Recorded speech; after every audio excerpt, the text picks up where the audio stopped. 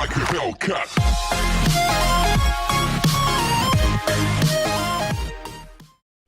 Hello and welcome back to the channel where once again it's time for another Sega Master System review, and today we've got, in my eyes, what is an absolute all-time classic on the Master System. I am, of course, talking about the game known simply as The Ninja, which saw a release in Japan of November of 1986, America the following month in December, and then November 1987 over here in the PAL region.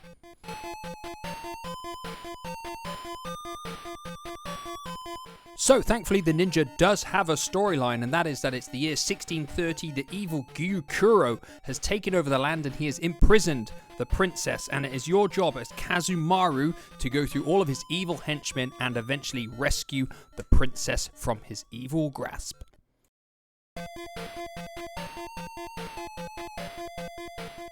So the setup for the game is really simple. You get a little map showing where you are for that particular level, and you try and progress through the stage, going from one end to the other, taking down all of the enemies with your little ninja knives, which can be upgraded to shurikens until you eventually get to the final boss and free the princess. Now, if you didn't know, it's a rough conversion of an arcade game that came out a year or so before called Ninja Princess. It has been massively edited, though. You don't control the princess anymore, you actually control the Ninja Kazumaru, and for my liking, the game has been edited for the better. I have seen Ninja Princess, and I do think that the Master System version does come across as a better game overall. But of course, what we'll be doing is taking a look at how it looks, how it sounds, how it plays, what kind of content and lifespan you've got, and whether it's worth playing today, and where it's going to rank in our Master System top 10, which currently only has 2 games in it.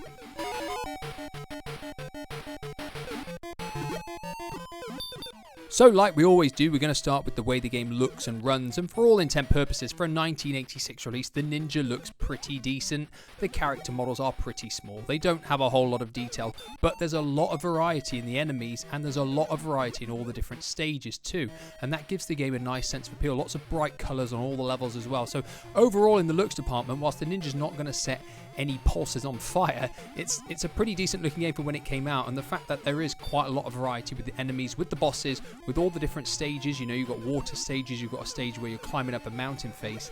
It does have a nice bit of variety in the visual department.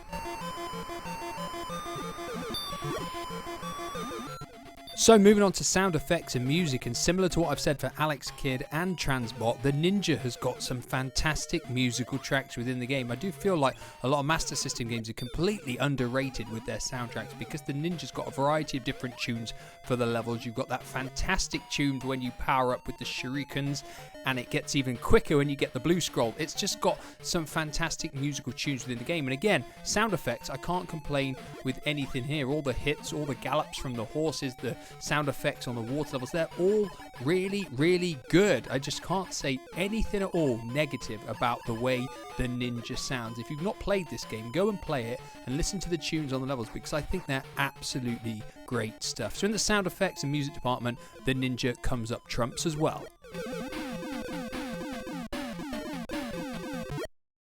So moving on to gameplay, and I haven't really got anything bad to say about the Ninja in this regard as well. Pressing the 1 button in the direction you're facing will fire your shuriken or knives in that direction. Pressing the 2 button will fire it in a straight line forwards. This is very, very useful. And pressing 1 and 2 together will enable you to go invisible for a brief moment, avoiding enemies or their fire.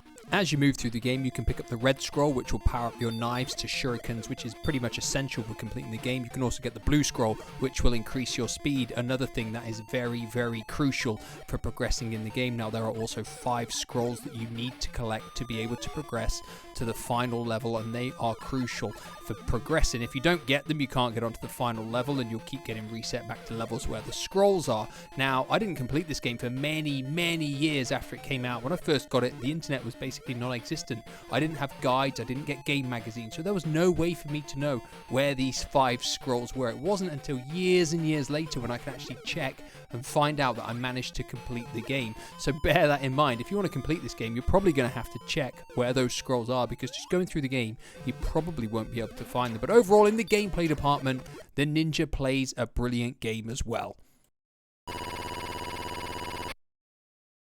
So moving on to content and lifespan, and what we've got here is 13 stages. It will take approximately 20 minutes to play through from start to finish.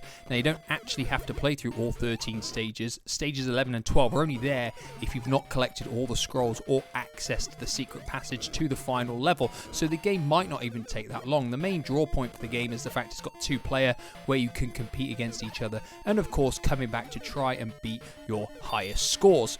Of course, the other thing I need to mention is the fact the game is quite difficult. There's no point denying it. Lots of games in this period of time relied upon the fact that they were difficult and they were hard to complete to get the replay value out of them. Now, obviously, this game relies on you learning enemy placement, learning the kind of attacks they come up with and where the red and blue scrolls are, because they are crucial for completing this game. So whilst the game doesn't take long to complete once you know what you're doing, there is replay value in the fact you can compete against a friend to beat each other's scores, and the fact the game is just so fun to play. You will come back to it and play it again just for the fun of it.